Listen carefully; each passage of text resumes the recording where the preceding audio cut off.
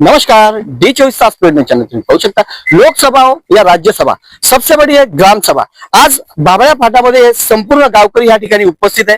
नेमकं बाबळ्या फाटामध्ये अनेक प्रश्न या ठिकाणी निर्माण होत आहेत।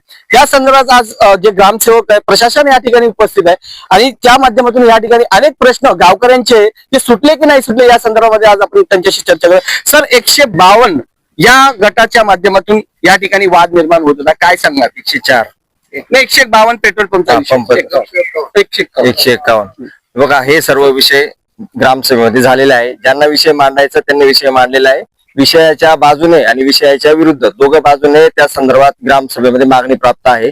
लोकांचं म्हणणं आहे दिलेली परवानगी रद्द करा, काही लोकांचं म्हणणं आहे परवानगी रद्द करण्याचं कारण नाही, आमचं लोकांचं त्याला काही विरोध नाही। आपण दोघांचे जे काही म्हणणं आहे ते आपण इथं नमूद करून घेतलंय। त्याच्यामुळे जे काही कायदेशीर असेल त्याच्याबाबत आपण पुढे, काही लोकांचं असं म्हणणं आहे, काही लोकांचा त्या गोष्टीला विरोध आहे, तर काही लोकांना त्याची मान्यता देखील। सर, त्याचप्रमाणे 104चा देखील विषय काय सांगा? 104ची पण सेम तशीच परवानगी देता येतात का? जे अतिक्रम धारक आहे त्यांना परवानगी देता येतात का, काय सांगणार? तिथं मालक सरकार आहे, तो जो गट व्यक्ती तुम्ही नमूद म्हणताय 104 मालक सरकार आहे, पण तिथली व्यक्ती जी भोगवटादार होती, ते भोगवटादार व्यक्तीच्या नंतर त्याची जे वारस लावले त्या संदर्भात वाद आहे। जे लावलेले आहेत त्यांचा याला विरोध आहे आणि ग्रामपंचायतच्या काही ग्रामस्थांचं म्हणणं आहे की ते आहे ती नोंद तुम्ही भोगवटादारची पुन्हा रद्द करा।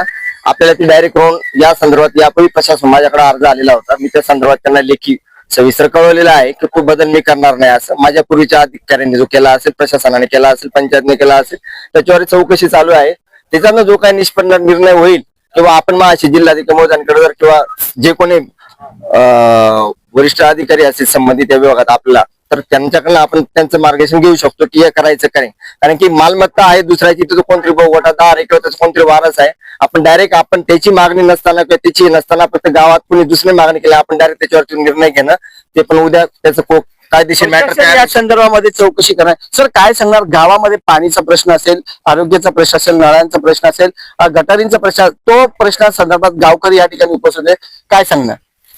गटारींचा प्रश्न समक्ष ग्रामसभा झाल्यानंतर मला गावातल्या काही ग्रामस्थांनी दाखवलं तिथे परिस्थिती भीषण आहे आणि आता तो विषय नाही की ती आसन कालचा प्रश्न विषय नाही, तो मागच्या 10-12 वर्षांपासून ती परिस्थिती तशीच आहे, त्याच्यात काही बदल झाला दिसत नाही। आता तिथं आपल्याला जिथं काम बदल प्रस्ताव वगैरे करून जिथं काही उपाययोजना करणे शक्य आहे, कारण की तीच आदिवासी वस्तीमध्ये अतिशय सांडपाण्याचं म्हणजे खूप मोठं तिथं दिसतंय, खूप मोठ्या प्रमाणात सांडपाणी बाहेर उघड्यावर आहे आणि त्याचा निश्चितच त्यांच्या आरोग्यावर परिणाम होण्याची, वाईट परिणाम होण्याची शक्यता आहे। आपल्या ग्रामपंचायत वतीने जे प्रशासन म्हणून मला जे त्याच्यात करता येईल उपाययोजना ते निश्चितच लगेच भाऊसाहेबांची बोलून समजा चालू गटरी काढणं म्हणा, कारण की काम मंजुरीसाठी आणि नवीन काम सुरू करण्याचा वेळ लागतो, तात्पुरती उपाययोजना जी करायची ती लवकरात लवकर करेल। आज कुठले ठराव झाले आपण ते देखील जाणून घ्या। सर, आज कुठले ठराव झाले, काय कुठल्या ठरावाला मंजुरी आली, कुठल्या ठरावाला मंजुरी नाही आली? आज पाणी टंचाईसाठी कैलास आबांच्या विहिरीवरून पाणी घेणे यासाठी मंजुरी झाली। नंतर आपल्याला MIDCचं पाणी आपल्या गावाला मिळतं, त्याचं कनेक्शन वाढवून घेण्यासाठी एक ठरावाची मंजुरी घेण्यात आली।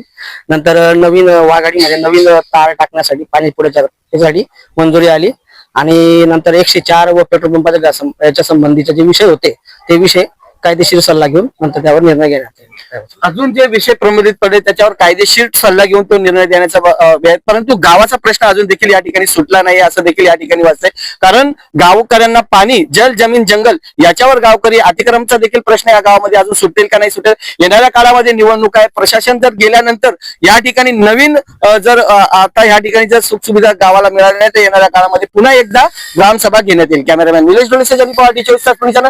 जय हिंद, जय महाराष्ट्र।